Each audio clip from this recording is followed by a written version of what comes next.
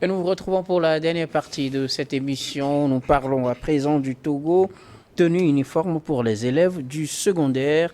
Les élèves du Togo ne s'habilleront plus de n'importe quelle façon. Une tenue uniforme est définie par le professeur Djikomla Kokoroko, le ministre des Enseignements primaires, secondaires, techniques et de l'artisanat, qui a pris un arrêté en ce sens ce 2 août. Pour le ministre, il est temps d'harmoniser le modèle de tenue des élèves des établissements scolaires et du secondaire général et technique. La décision prend effet à compter de la rentrée prochaine. Pour résumer, il s'agit de porter des chemises amples et des pantalons qui arrivent jusqu'au talon pour les garçons avec des chaussures fermées, aux nu-pieds avec des lanières au talon. Et pour les filles également, il faut des chemises amples, une popeline blanche, une jupe ovale ou plissée de couleur kaki, couvrant les genoux, une paire de chaussures fermées aux semelles plates ou des nu-pieds dont la semelle est retenue par une lanière. L'application, c'est au niveau du privé et du public. Je lance le débat, la parole est à qui veut la prendre. Des appréciations par rapport à cette interpellation du ministre des Enseignements, primaire, secondaire, technique et de l'artisanat, parce qu'on sait que avec le temps, les tenues scolaires ont viré dans la mode et on en voit de toutes les sortes à l'école, hein, pour les garçons autant que pour les filles. Oui, effectivement, il y a de cela 1 ou 2 décennies, quand tu vois un élève ou une élève dans la rue, tu sais que celui-là ou celle-là revient De l'école. de l'école. Il est bien habillé. Bien habillé. Et puis, même si, en son temps, certains n'avaient même pas de chaussures pour aller à l'école. Oui. Néanmoins, l'uniforme, hein, le kaki complet pour les garçons et la chemise, le corsage blanc et la jupe kaki pour les filles était forcément bien taillé. Et là, il y avait encore moins d'écoles privées. Donc les écoles privées étaient très rares et donc tout le monde se soumettait quand même au respect de la tenue. Mais le constat qui a été fait, c'est que depuis quelques années, on a vu des élèves qui portaient des trucs fantaisistes, même si c'est la couleur, c'est le kaki, hein, même si on taille les tenues dans le kaki, mais ce qu'on a remarqué, c'est que des modèles, c'est comme si on allait défiler de mode au-delà. Hein, c'est comme si on sortait carrément à une soirée. Hein, mais ce constat qui a été fait, c'est un constat réel. Et nous-mêmes, en tant que parents, est-ce qu'on arrive à contrôler cela chez nous? C'est une question qu'on doit se poser. On a laissé nos enfants porter ce qu'ils veulent pour aller à l'école. Et quand tu veux peut-être intervenir, quand tu vois ça ailleurs, tu peux chercher à dire, mais ta tenue là, mais on te dit c'est la mode, hein? Hein, tout le monde s'habille de cette manière-là. Et puis, il faut voir aujourd'hui. Et puis, le proviseur ne dit rien, le directeur mais, ne dit rien. Mais attends, eux-mêmes, ils portent quoi? les enseignants même sont dedans. Les enseignants, vous voyez, et ça a toujours créé des problèmes. Vous vous rappelez, il y a combien de semaines on avait parlé de ce professeur qui a été sanctionné pour avoir abusé d'une mineure, abusé sexuellement. Oui, parce que quand les enfants s'habillent de cette manière-là, eh bien, ça provoque. Il ne faut pas l'oublier, il ne faut pas le nier. Ça provoque les professeurs. Oui. Et ce qui ne devrait pas arriver, souvent arrive. Et là, il y a des sanctions. Oui. tu perds la sortie là-haut. Oui, parce que c'est pas normal. C'est pas normal, tu vois. Aujourd'hui, si on est arrivé à prendre cette décision, nous tous, je ne sais pas si quelqu'un va être contre ce décret, enfin cet arrêté ministériel pris par Monsieur Arrêté, c'est comme ça vous l'appelez, non, Monsieur Monsieur Arrêté. Et donc, oui, je crois que les décisions sont là. Maintenant, il faut une bonne application. Et il faudrait quand même que les parents soient beaucoup plus sensibilisés. Et je crois que ça a été demandé dans l'arrêté aux parents aussi de suivre leurs enfants pour que les enfants puissent quand même porter des tenues décentes quand ils vont à l'école. Ok. Sylvestre Béni, votre réaction, première réaction par rapport à cet arrêté du ministre? Je crois que cela s'inscrit dans les réformes engagées par le ministre de l'Éducation, de l'enseignement primaire, secondaire, de l'artisanat, le professeur Kokoloko, qui a initié un certain nombre de réformes, ça il faut le dire. Bien avant même cette décision concernant donc l'uniforme, il a aussi récemment pris, je crois, une décision concernant l'harmonisation donc des bâtiments scolaires, des couleurs. Le code couleur, effectivement, qu'il a ramené. Ça devenait n'importe quoi. On voyait même certaines organisations donc, de la société civile, une fois que c'est un don de telle organisation, on fait tout donc, ne serait-ce que pour garder une couleur qui va un peu vers les couleurs donc, de l'association, même les partis politiques et tout. Ouais. Donc à un moment donné, il a dit niette, quoi. Donc, et après, il revient donc avec cette tenue. Et bien avant, je fais même observer que en tant que également président de l'Université de Lomé, il avait également pris un certain nombre de dispositions concernant la tenue des étudiants. Ouais. Et aujourd'hui, demander donc aux étudiants et aux étudiantes, ce n'est pas n'importe quelle tenue qui rentre encore à l'Université de Lomé. Vous êtes donc en train de déchirer tout. C'est la police universitaire qui vous arrête même à l'entrée. Et j'ai suivi 2 scènes, cela m'a plu. Parce qu'il y a une dame qui est en jean déchiré et tout, avec... c'est pas si cochon, sans manches et tout ça, et qui venait à l'école avec ça. Et c'est un élément de la police universitaire qui l'a arrêté. Madame, vous ne rentrez pas à l'université de Lomé avec cette tenue. Elle est restée là. Elle est restée là. Et j'ai appris que c'est une instruction qui a été donnée donc, à ces éléments de la copule de la police universitaire. Si vous voyez un étudiant, une étudiante qui est dans des tenues qui ne sont pas acceptés par l'institution, parce qu'il y a en amont un communiqué qui est sorti avec des détails sur les tenues que l'étudiant doit porter pour venir à l'école. Même si aujourd'hui, c'est vrai que ceux qui sont en fac et tout n'ont pas une tenue, c'est vrai, les écoles et tout sont quand même une uniforme, mais ceux qui sont en fac, ils n'ont pas de tenue, mais porter quand même des choses dignes pour venir donc à l'école. Donc il y a déjà une décision qui a été prise à ce niveau. Maintenant, s'il revient au niveau de son ministère, et qu'il élargit donc aux élèves et tout. Moi, je crois que c'est une bonne décision. Parce qu'aujourd'hui, vous voyez dans la rue, au niveau donc des élèves, c'est-à-dire les garçons avec des pantalons qui descendaient à peine donc les genoux, hein, et là, on dit on va à l'école.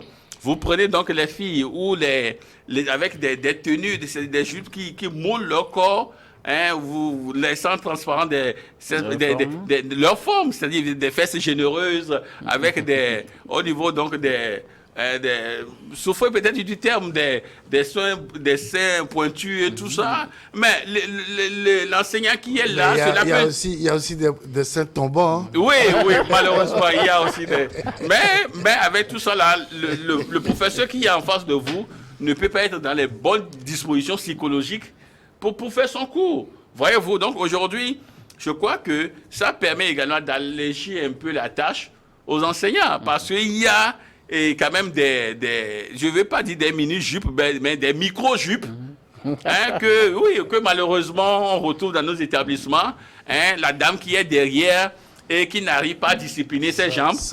Voilà quoi, elle n'arrive pas à discipliner ses jambes. Le professeur qui est assis, qui corrige, entre-temps il lève la tête pour voir.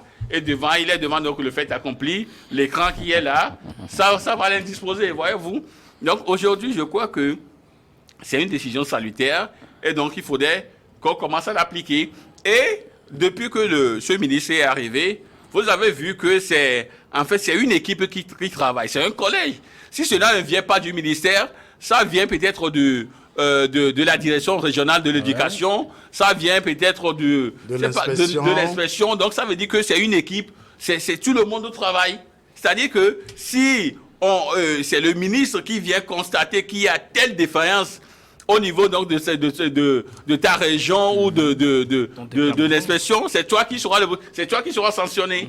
Et vous verrez que maintenant tout le monde prend des décisions et c'est après que même le ministre ne soit informé qu'il y a une telle décision, puisque d'après ce que Eric rappelait tout à l'heure, en ce qui concerne le monsieur qui est sanctionné, mais la décision a été prise avant que le ministre soit au courant. Voyez-vous, là, ça veut dire qu'il y a une équipe, tout le monde maintenant travaille pour qu'on puisse retrouver l'éducation, c'est-à-dire l'élève que nous voulons avoir au Togo. C'est pas cet élève-là qui est derrière le prof le cours, il dit, bon, lui, il s'en fout de ce qu'il fait. Le jeune là connaît un élève qui va gifler son professeur. Maintenant, il faut discipliner tout le monde. Soit tu es au cours, tu fais le sacrifice, tu suis le cours et après, bon... Même si le bâton est interdit. Ah, tu veux encore nous ramener sur un autre débat. Là, je ne suis pas pour. Donc, maintenant, il faut discipliner ces personnes-là. Il y a déjà l'uniforme. C'est la méthodologie. Hein. Justement, non, il y a maintenant l'uniforme. Celui qui n'est pas en uniforme, vous savez... On peut lui donner quelques fessées. Demain ne vient plus avec une telle tenue. Donc voilà, c'est là où tu voulais que j'arrive. Maintenant, je t'ai donné des éléments. Maintenant, je conclue à disant. Obliger les parents à lui Justement. Pardon? À tes souhaits. Non, si tu peux prendre en attendant. Non, je disais que... Tu voulais pas que je retourne mes esprits, mais je l'ai eu. Alors, je dis, non, il faudrait maintenant qu'on discipline l'éducation, que tout marche et que les parents aussi. La tenue, c'est-à-dire que... Mais il y a également un élément que nous feignons ne pas voir. Des élèves, surtout les jeunes filles, quittent la maison en tenue avec tout ce qu'on demande l'institution et tout ça. Mais c'est une fois à l'école, ils ont des tenues de rechange. Ouais. C'est une fois à l'école qu'on change, qu'on met du n'importe quoi. Et le soir, déjà à 17h, pour revenir à la maison, on reprend ce qu'on a porté pour quitter la maison. Là, ça repose le problème d'éducation au niveau de la base, à la maison. C'est-à-dire que l'éducation, je me dis, c'est à la maison, mais à l'école, c'est l'enseignement. Vous voyez, il faudrait que cela soit aussi. Ça me rappelle une anecdote. On était au collège Saint-Joseph. Et donc, il y a un de mes amis qui, normalement, devait être au collège Saint-Joseph. Oui. Mais il était au lycée de Tocoin. Donc, les parents viennent le laisser au Carrefour, oui. C'est-à-dire à côté de TMB. Oui. Et quand il sort, il fait semblant de venir à Saint-Joseph, mais il s'est inscrit au lycée de Tocoin. Oui. Et donc là, il prenait les moyens pour payer le collège Saint-Joseph. Et ce n'est que le jour de l'examen qu'il a été rattrapé. Vous voyez? Mais comment les élèves du collège Saint-Joseph composent au collège Saint-Joseph, qui est un centre, et les élèves du lycée composaient au lycée de Tocoin, qui était également un centre. On le dépose là et il commence par courir. Non, on dépose à Saint-Jo. Il commence par courir pour dire non, il sera en retard de l'autre côté. Et voilà quoi. Donc c'était le poteau rose. Et les parents ont découvert cela. Donc c'est dire que c'est une réalité. Les enfants quittent la maison bien habillés et dès qu'ils arrivent quelque part dans la rue, ils s'échangent et ils vont à l'école avec n'importe quelle tenue. Et donc désormais avec cette réglementation je crois que tout le monde sera dans les normes. Je donne ici au nom. C'est ce qu'on souhaite. Que dites-vous de cet arrêté du ministre Kokoroko? Alors, Guillaume, Sans bâton. Ah ouais. en tout cas, je ferai le lien tout de suite parce que si la décision est prise, s'il n'y a pas de pression au respect de la décision risque de ne pas être véritablement tenue. Alors, Vous êtes un partisan du bâton. Hein. de correction, non de bâton. Ok, d'accord.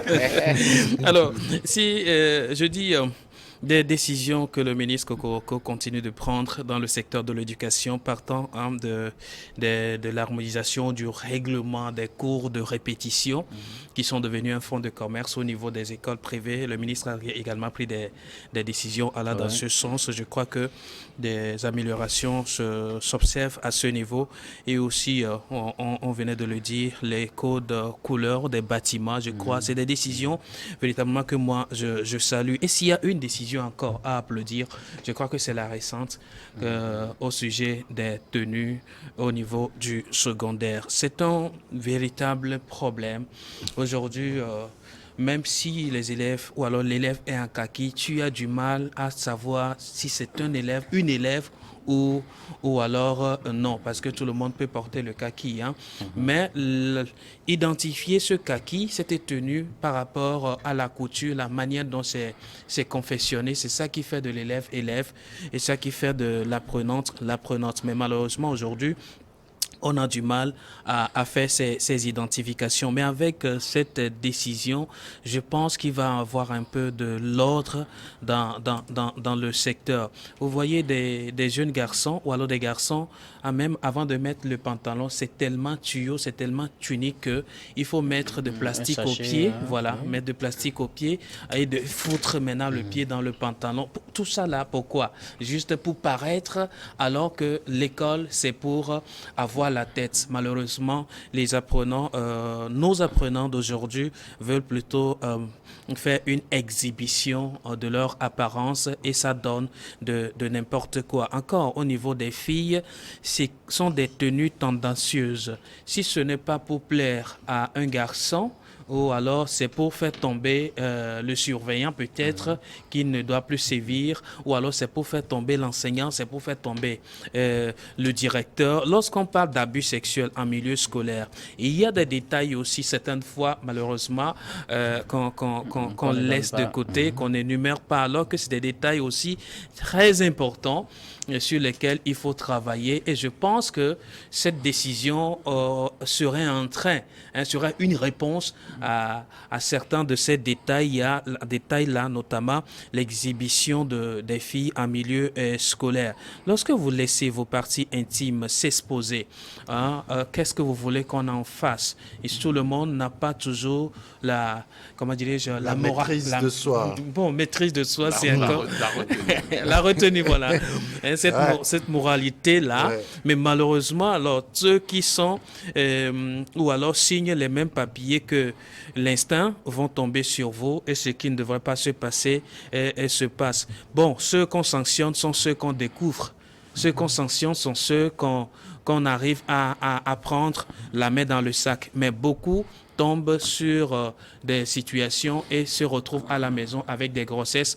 Et si des filles ou certaines filles handicapées ou alors rescapées, je veux dire, qui sont tombées, qui sont grosses et qui se retrouvent à la maison, si certaines d'entre elles pourraient vous dire véritablement la réelle vérité, elles vous diront qu'elles ont porté un jour une tenue provocatrice qui les ont amenées sur ce terrain et c'est devenu irréversible. Donc, pour moi, je trouve que la décision, elle est à saluer. Maintenant, c'est beaucoup plus les partenaires premiers qui sont des parents qui doivent travailler à la concrétisation de cette décision. L'école, vous le disiez tantôt, l'école, c'est bien pour l'enseignement et la correction, l'éducation est à la maison. Malheureusement, la correction, voilà, ici je vais faire le point, la correction, malheureusement... Le lien. Bon, faire que ce soit...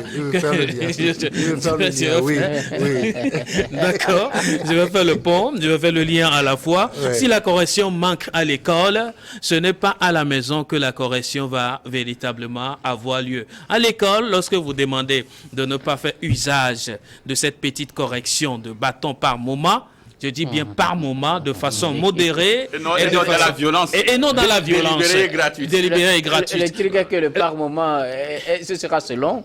Et Bon. donc chacun pourrait le faire selon Non, selon bon, son par non, mais moment. écoutez, on en appelle maintenant à la conscience professionnelle dans l'usage de cette correction également.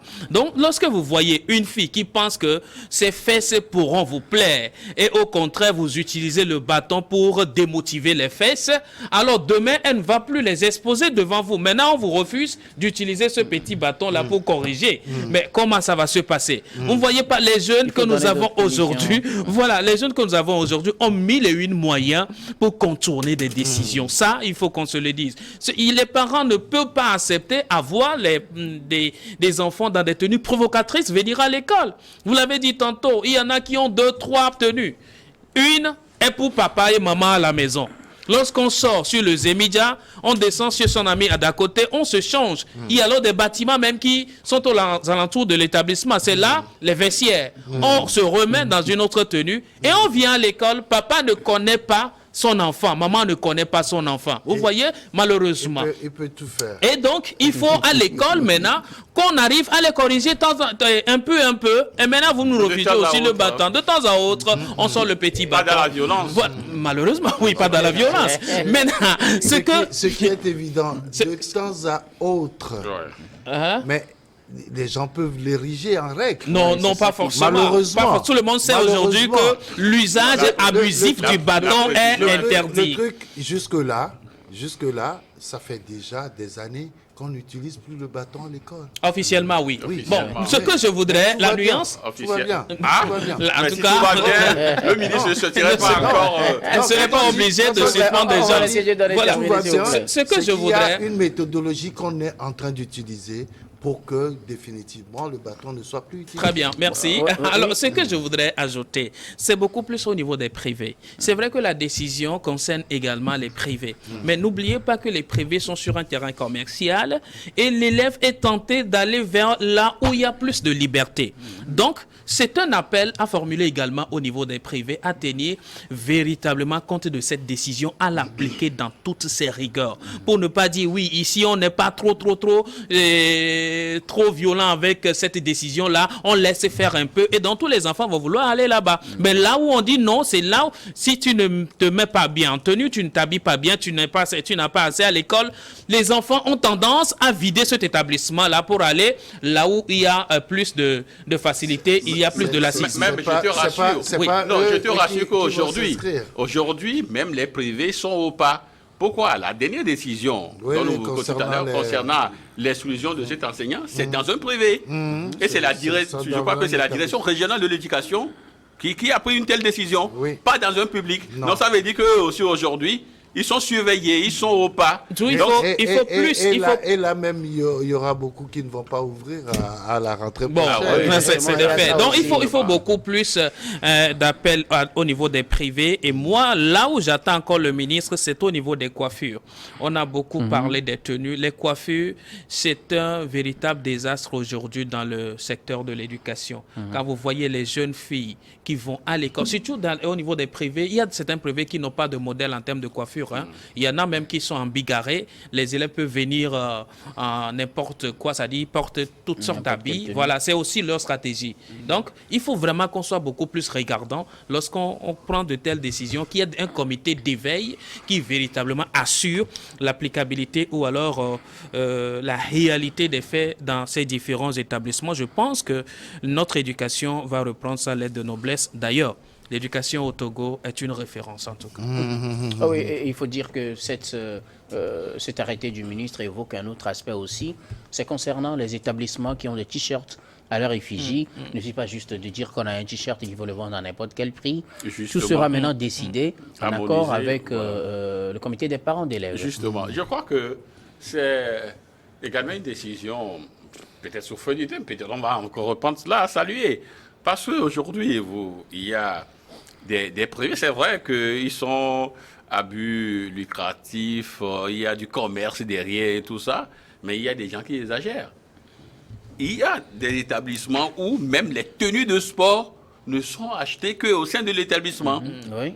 C'est-à-dire que même si tu peux trouver ça chez le Diallo, le Médira d'à côté, Niet, c'est ici que tu dois payer. Parce qu'on prend le temps donc de mettre de l'effigie, on met quelques trucs là. Et après, ce que vous pouvez trouver peut-être chez le Médira à 1500, dans l'établissement, vous le vendez peut-être à 12 000.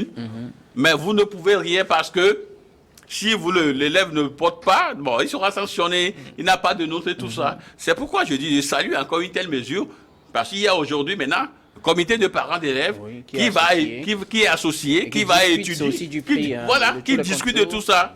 Parce que, voilà quoi, ce n'est pas parce que ça devient dur que, bon, maintenant, nos élèves doivent devenir des fonds de commerce où il faut à chaque fois donc, nous braquer. Pour nous suturer de l'argent. Oui, je l'ai dit. C'est pas du braquage. Non, c'est presque nous suturer de l'argent parce que même il arrivera un moment où, s'il n'y a pas une telle décision, même les fournitures, on nous dira de venir acheter les fournitures à l'école, dans l'établissement. Ça se passe déjà. Vous voyez? Même le crayon dit non, on ne permettrait pas l'élève de sortir. C'est dans l'établissement. Donc, à un moment donné, il faudrait qu'il y ait quand même certaines dans dispositions. Apparemment, tout est encadré. Tout est encadré, maintenant le ministre le fait bien. Oui. C'est vrai que dans certains établissements, on vous demande carrément de venir acheter certains cahiers, et certains instruments et même des livres dans l'établissement. Parce que c'est ce que la direction propose. Mais quand vous inscrivez votre enfant dans cette école, vous êtes obligé d'aller acheter. Mais à quel prix? C'est pas forcément le prix du marché. Et donc, parfois, ça crée des problèmes. En ce qui concerne les t-shirts, je crois que c'est de mode aujourd'hui que tous les établissements quand même proposent des t-shirts à leurs élèves. Mais le communiqué précise que ce n'est pas obligatoire. Oui, parce que parfois, vous savez, quand un élève a une seule tenue à porter toute la semaine, très franchement, il faut voir aussi la propreté.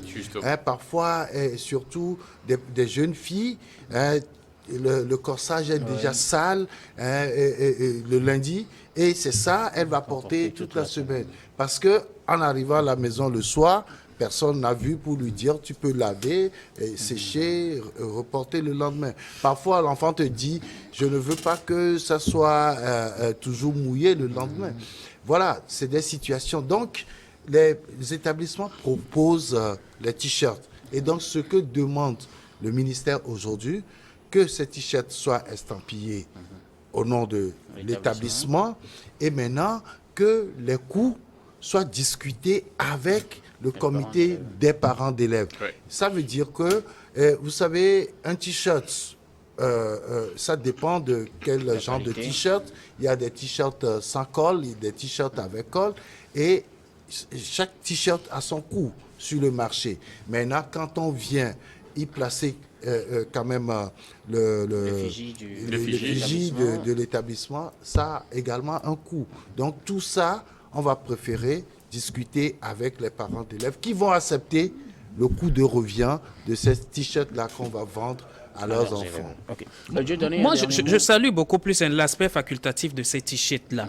Parce que quoi qu'on dise, vous venez de dire, parler tantôt du côté pratique des tenues. Non, dans tous ces établissements privés, et la recommandation est telle qu'il faut coudre au moins 2 à 3 tenues à l'enfant, tenues scolaires, d'accord? Ça se fait d'abord avant qu'il n'ait aussi le t-shirt. Donc, je m'inscris beaucoup plus dans l'aspect mode de ces établissements-là. Ce n'était pas une obligation forcément.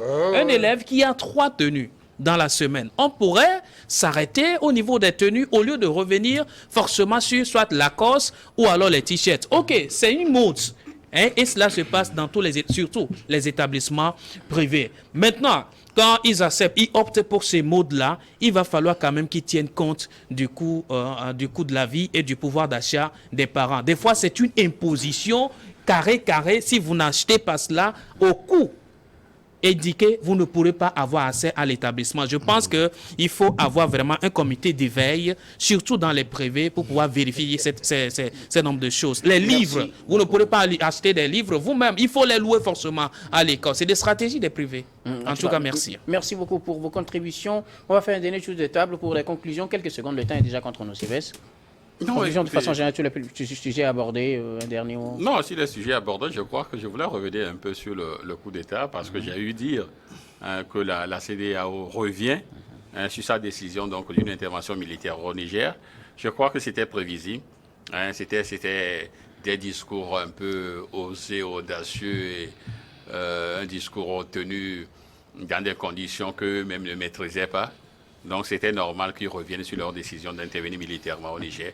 Et ça, c'est tout béni en fait pour l'Afrique, pour le Niger et pour la démocratie que nous voulons toujours construire. Dieudonné. Alors justement, selon la chaîne Al Arabiya, voilà, il est donc dit que la direction militaire de la CEDEAO n'introduira pas d'intervention militaire au Niger, mais augmentera la pression des sanctions pour renforcer ou alors forcer les rebelles à libérer le président Bazoum. Voilà, Forcer je pense, les rebelles. non, les militaires, les militaires, forcer les militaires, forcer les militaires.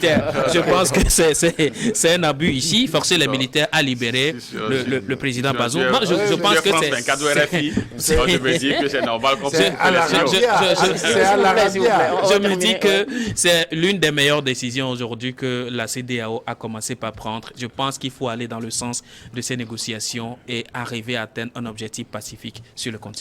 Eric. Ben, forcément sur les sujets discutés, parce que moi je vais prendre plutôt la RDC pour dire ce que j'ai à dire de très important selon moi, parce que aujourd'hui vous savez, dans tous les pays où il y a des minerais, on dirait que c'est une attirance pour les guerres. Les gens, tous les prédateurs vont dans ce pays-là pour chercher ces minerais-là et bonjour les dégâts. Mais je pense qu'aujourd'hui, nos chefs d'État doivent plutôt penser beaucoup plus au développement de l'agriculture. L'agriculture qui nous permet de nous autosuffire d'abord et après pour pouvoir faire du commerce. Merci beaucoup. Et j'ai découvert une filière, la filière ananas, surtout la filière ananas du Togo, qui regorge de beaucoup de potentialités que je viens de découvrir personnellement. Nous allons faire le projet ensemble. Merci beaucoup. C'est très important. Pour vos contributions. Je serai le directeur de la structure. Si vous voulez donner le trésorier. Nous allons conclure et moi je serai le caissier. Merci en tout cas de nous avoir suivis. Merci également d'avoir alimenté cette émission. Je vous retrouve la semaine prochaine pour d'autres numéros de votre émission Regard croisé.